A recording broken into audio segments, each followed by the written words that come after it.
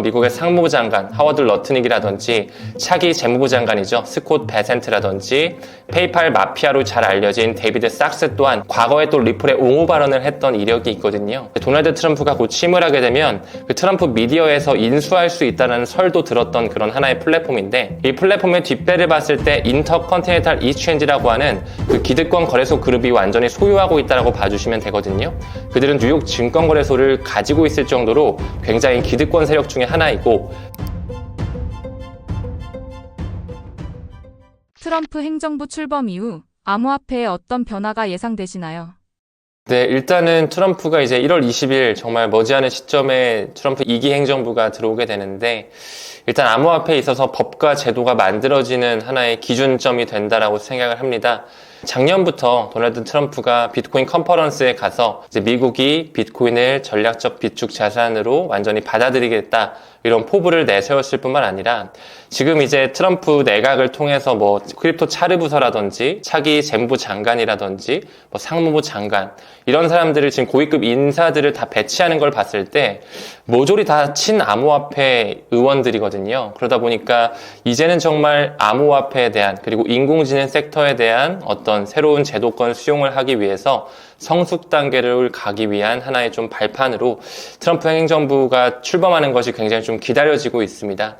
몇 가지 예시를 들어서 좀 말씀드리고 싶은데요. 최근에 리플과 SEC의 법적 공방, 이제 항소까지 좀 질질 끌면서 계속 좀 시간 끌기가 나오고 있습니다. 하지만 1월 20일에 트럼프 행정부가 들어서면서 SEC의 위원장 제스체가 이제 세대 교체가 곧 이뤄지거든요.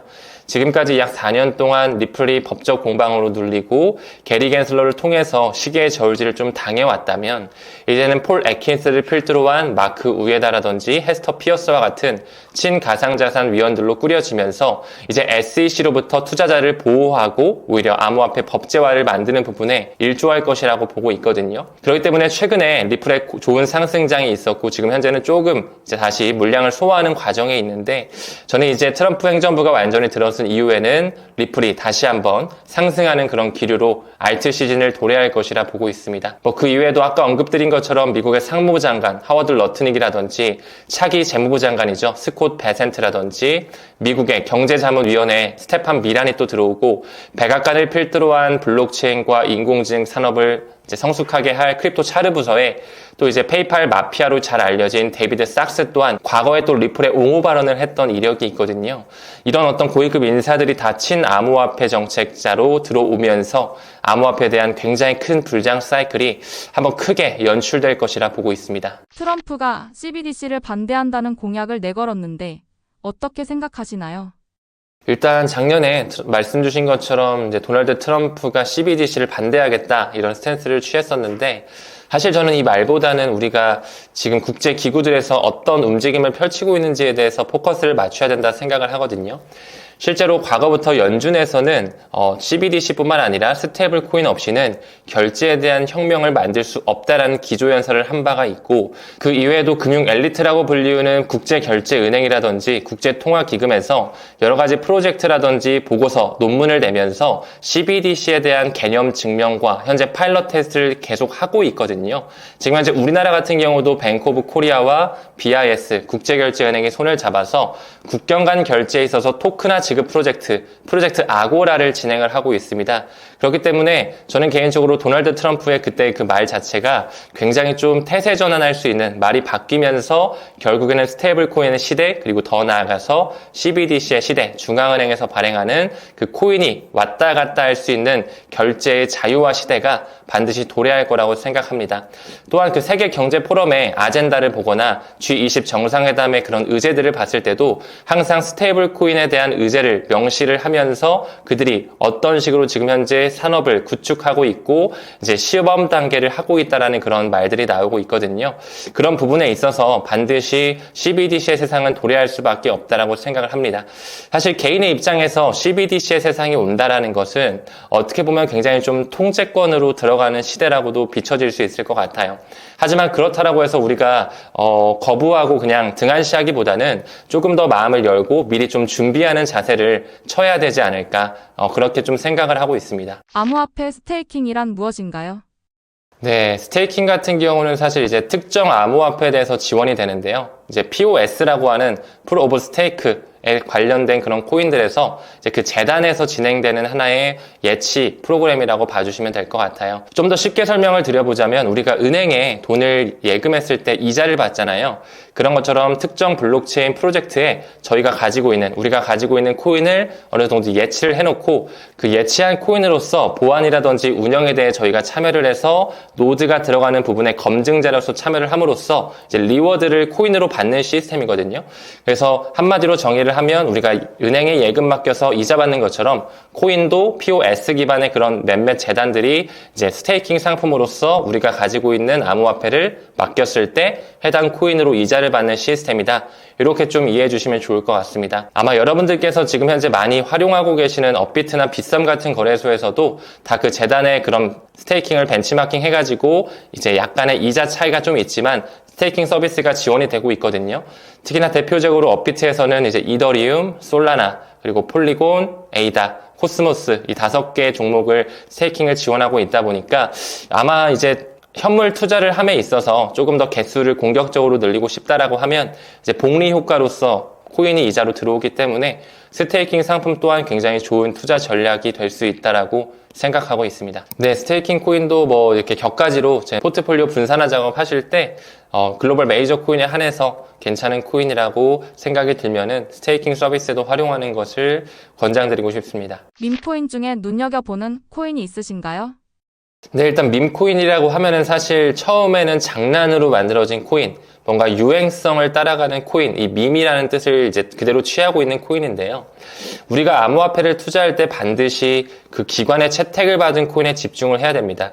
특히나 도지코인이라든지 시바이누와 같은 이런 코인들은 지금 현재도 시가총액 굉장히 상단에 있거든요. 10위권, 20위권 안에 있기 때문에 이제는 정말 글로벌 메이저 코인으로 우리가 인식을 하고 기관의 채택을 이미 받았기 때문에 어떤 커뮤니티에서 활용이 될지에 대해서 조금 더 주목을 하면서 이 또한 우리가 포트폴리오 분산화할 때 굉장히 참고해야 되는 그런 코인이라고 생각을 합니다. 최근에 그 월가에서 만든 하나의 거래소가 있습니다. EDX 마켓이라고 있는데 과거에는 4가지의 코인이 상장됐었거든요. 비트코인, 이더리움, 그리고 디지털 은인 라이트코인과 비트코인 캐시 이렇게 4가지가 상장이 됐다가 작년 중반부 기점으로 이제 비트코인 캐시가 빠지게 됐어요. 그래서 지금 현재는 이제 3가지 코인만 인덱스로 활용이 되는데 작년 연말을 기준으로 도지코인과 시바이누를 상장 목록에 올렸다가 그들이 삭제를 했습니다. 저는 이 시그널이 굉장히 좀 눈여겨봐야 되는 그런 시그널이라고 생각을 하거든요. 그 이외에도 벡트라고 하는 하나의 암호화폐 플랫폼이 있습니다.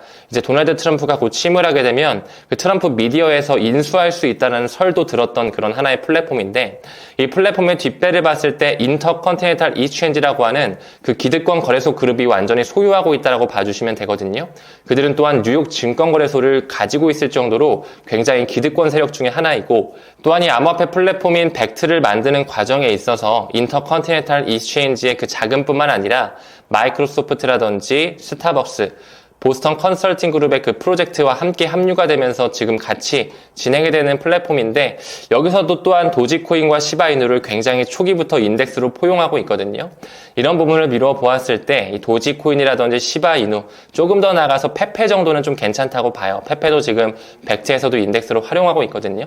이런 코인들에 좀 우리가 집중을 해가지고 포트폴리오 분산화 작업을 했을 때 반드시 알트 시즌이 좀 오게 된다면 좋은 수익률이 좀 나올 수 있지 않을까 조심스럽게 생각하고 있습니다. 토리니가 암호화폐, 리플 투자 시 꼭 알아야 할 코인 지식이 있을까요? 네, 일단 리플뿐만 아니라 암호화폐를 투자함에 있어서 굉장히 좀 알아야 되는 지식들도 많고 처음 들어보는 개념이다 보니까 좀 생소하실 수 있을 것 같아요. 뭐 예를 들어 스테이블 코인이라거나 뭐 CBDC에 대한 이런 차이점이라든지 블록체인에 있어서 뭐 레이어 1, 2, 뭐 제로가 또 있고 이런 식으로 굉장히 또 세분화가 돼 있는데 이러한 기본적인 개념에 대한 용어부터 좀 아는 게 먼저일 것 같고 일단은 항상 투자를 하실 때 기관의 채택을 받은 그 글로벌 메이저 코인에 좀 집중하셔가지고 일단 현재 암호화폐의 대표로 있는 비트코인부터 비트코인 백서를 한번 읽어보면서 왜 생겨났고 언제 생겨났고 누가 만드는 것으로 추정이 되고 있는지 이런 부분에 대해서 좀 알았으면 좋겠고요. 그리고 이제 리플에 투자하는 부분에 있어서는 일단 리플이라는 회사의 역사 있는가에 대해서 반드시 알 필요가 있을 것 같고요.